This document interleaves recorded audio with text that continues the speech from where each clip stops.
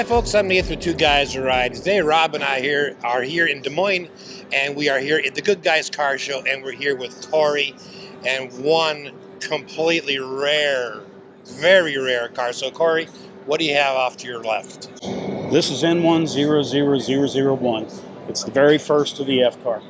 This car was built almost 100 days before the assembly line even began, and it's a byproduct of roughly 2 years worth of underpinnings that were done by Fisher Body and by Chevrolet and by Norwood to create a direct competitor to the Mustang. Man, how absolutely rare.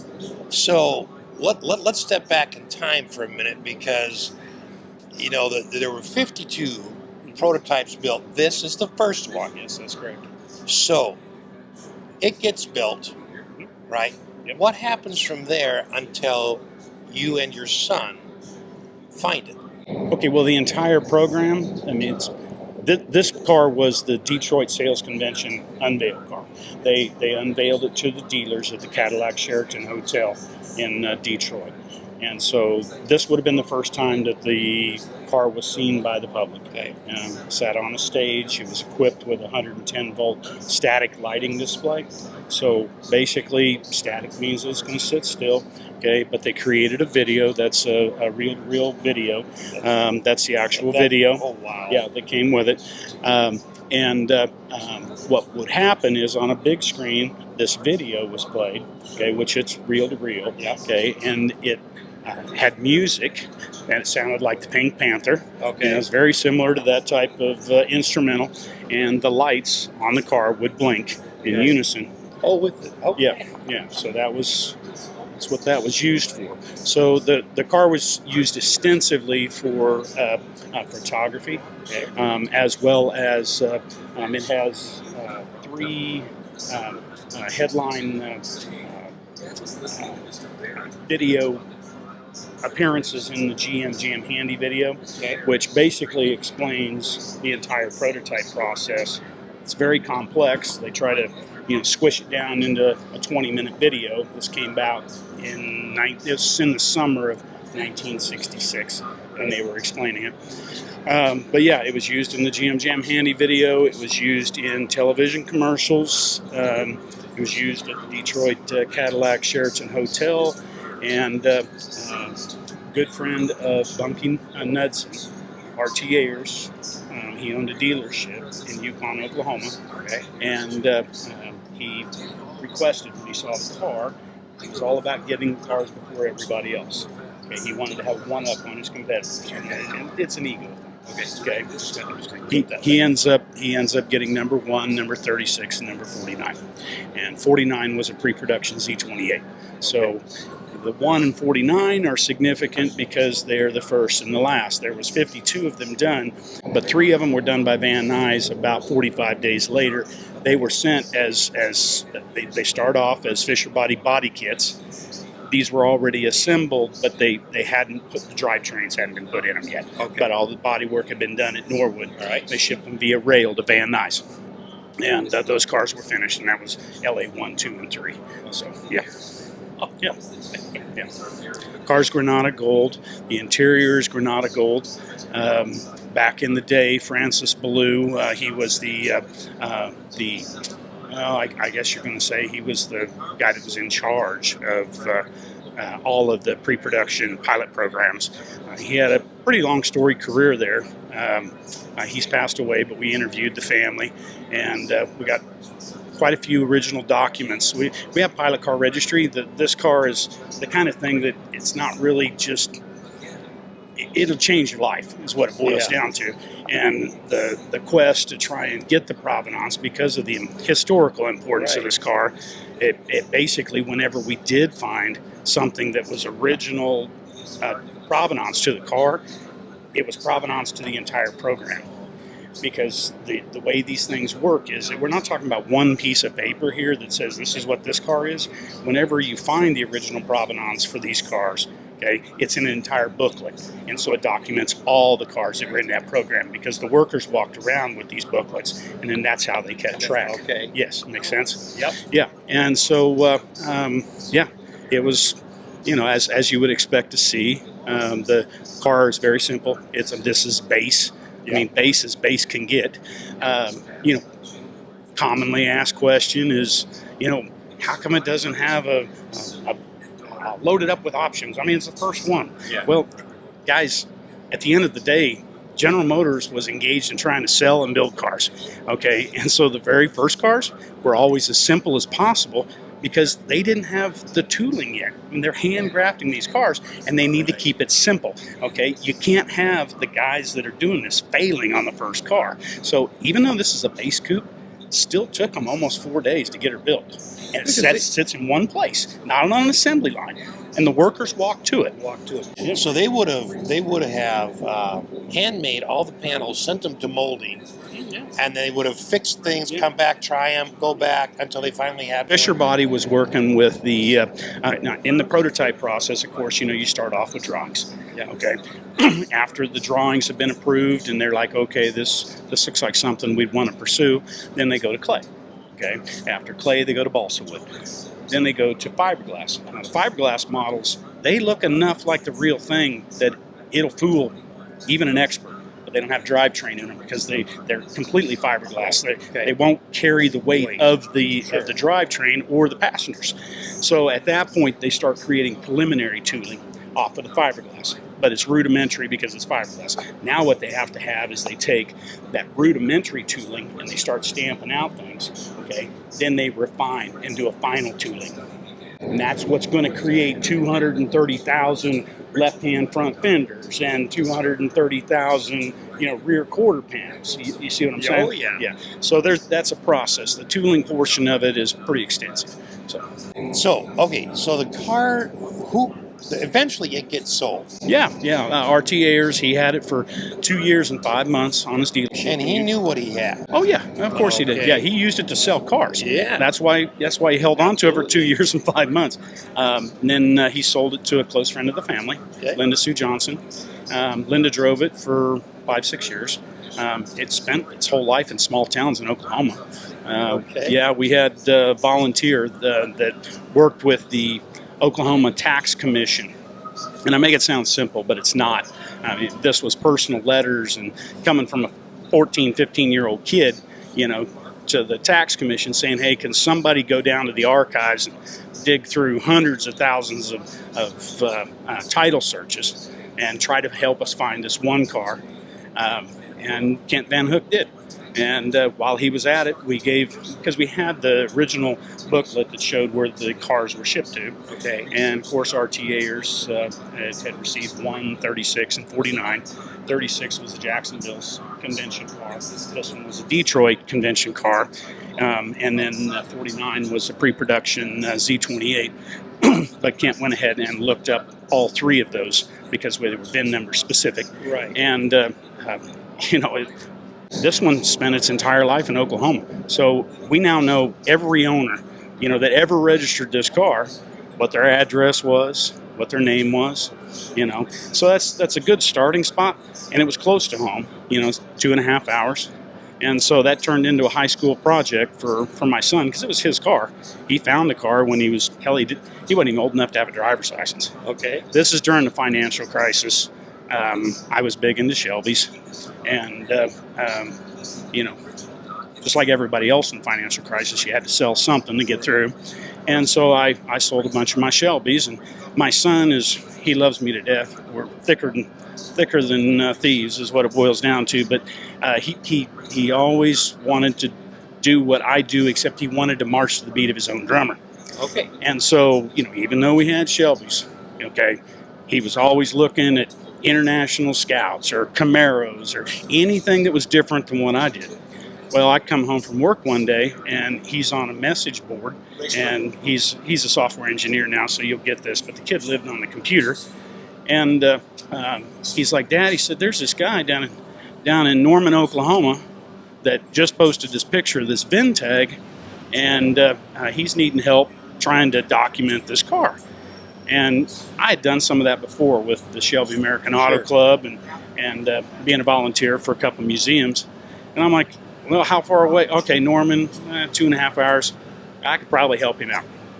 Now, this guy doesn't realize that he's got a But he 14-year-old kid that is doing a private message with him, because my son was very mature for his age, so.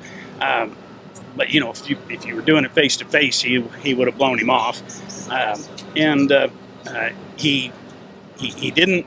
He had an idea what it was, but it wasn't an original idea. The only way he ever figured it out was because he tried to add it to his homeowner's policy, and the insurance agent said the computer kicked the VIN number back because it was too many zeros, and so he asked the insurance agent what he should do, and he said, I would take a picture of the VIN tag and post it on some online forums. And so luckily Logan was there that day on that online forum, and we were the closest ones that could respond, and we initially went down there just to help the guy. Hell, I just wanted to be involved with something like that. I was skeptical, Sure. Sure, there's a bunch of great stories out there, but as I'm driving down there, the guy reaches out to my son. He's in school at this point because it's early in the morning and I'm driving there. And he's decided he's going to list the car for sale online. And so, I literally get there an hour after the car's been listed. And I'm, looking over the car, and, the car's hand welded. The VIN tag's undisturbed, the cal tag's undisturbed. There is no provenance. But, you got a 14-year-old kid at home that believes. Right.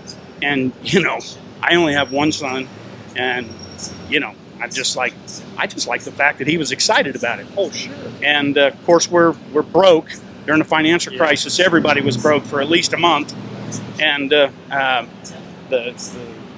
guy said, well, if you'd like to buy it, we agreed on a price. It wasn't very much.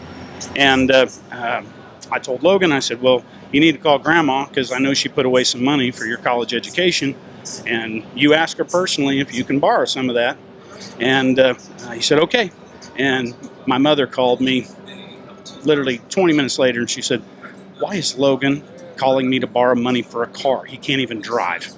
And Mom's been around my car hobbies for years, and so she knows that I don't chase anything that doesn't have something that is really going to be good for the hobby.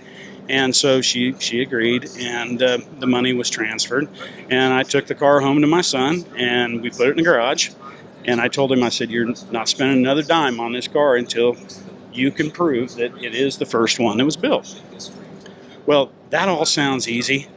It took 3 years and five people involved as volunteers to get all this stuff done. But what got the ball rolling, and I was naive at the time. I thought that the General Motors Heritage Center was open to the public. I thought that it's a museum. You can walk in, you give them your $10, and, you go look at all these beautiful cars and stuff. But Logan looked everywhere online for someone that was supposedly an expert on these things. There wasn't any. And so I'm just like, well, I guess we're going to have to go to the top.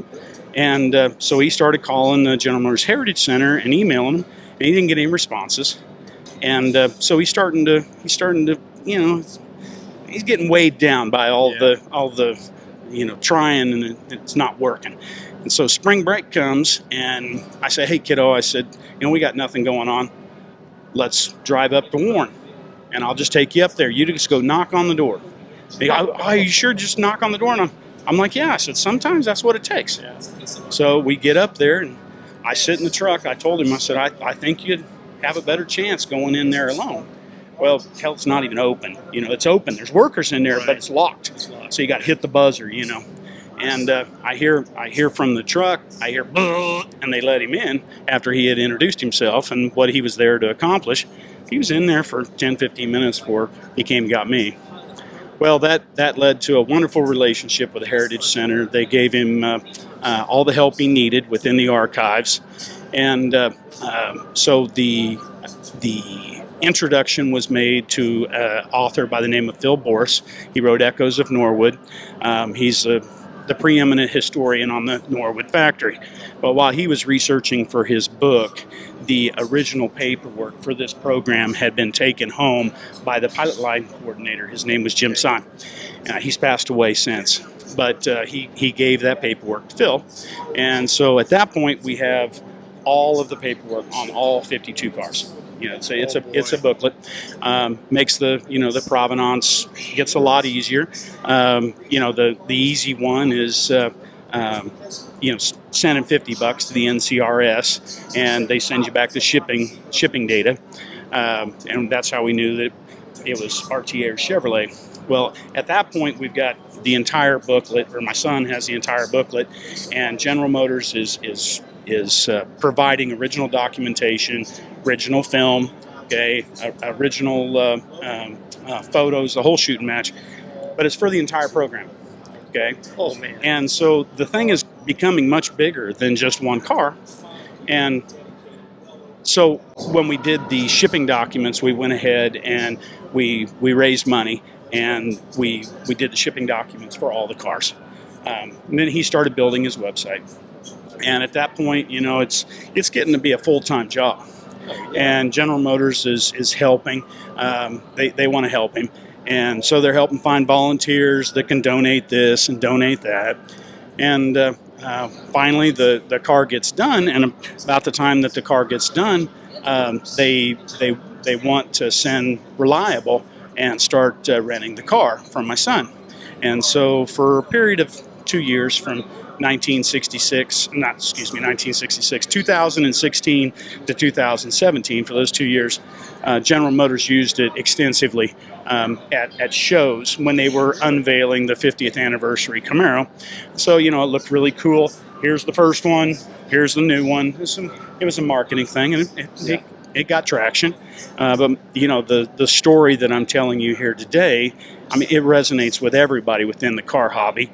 It resonates with ladies, husbands, kids. It's the real deal. So, you got to have Logan there, to tell the story. So every time Reliable show up to the house to pick up that car, my son's getting on a jet plane and going and being sponsored by General Motors to tell his story with the car.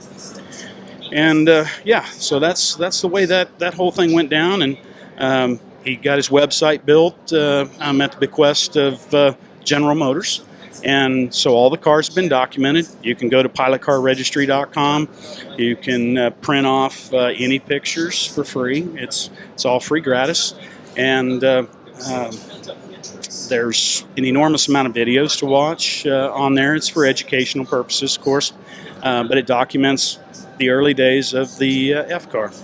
What a story. Yeah. And then, during all this, the story is, it resonates with so many people that the HVA got involved. And I don't know whether a lot of people know about the HVA, but you have the registry for the historic buildings to where, they get saved for generations, okay? They also have the same thing with the automobiles. It's, I believe at this point they have 32 cars that are considered national treasures. They inducted it into the registry, and that's a process. They laser scan the whole car, okay? It's a process. It was done at that Bulgari compound up in Allentown, Pennsylvania. Okay. And of course, they film the car. They laser scan the car. They laser scan the VIN tags, the whole shooting match, and then the original documentation then gets awarded the United States Department of Interior Historic American Engineering record. Okay, then all those original documents go to the Library of Congress. So it's a real deal here. It enjoys the exact same benefits as the Statue of Liberty with all the documentation and all the historical documents. So it's pretty extensive. But that was probably the crowning achievement. Yeah. Man, what a story. The very first Camaro, lost somewhere in history, eventually sold to somebody who really didn't know what they had. Yeah. But they're going to list it on the internet for sale. You just happened to be there. Yeah. Your son's going to try and help. by the car, and then all the way back through here. What an incredible story. Man, I'll tell you what, thank you to both your son and you for recognizing what you had and chasing it, going, is this really what we think it is?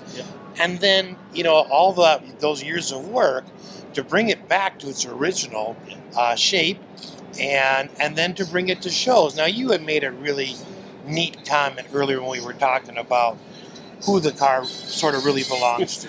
Well, I tell everybody that comes to view the car, because you go to a car show, you got Ford guys, you got Chevrolet guys, you got the truck guys, okay, and then you got the ladies that are sitting out there in their chairs and they're knitting or they're reading. Okay, this car resonates with everybody.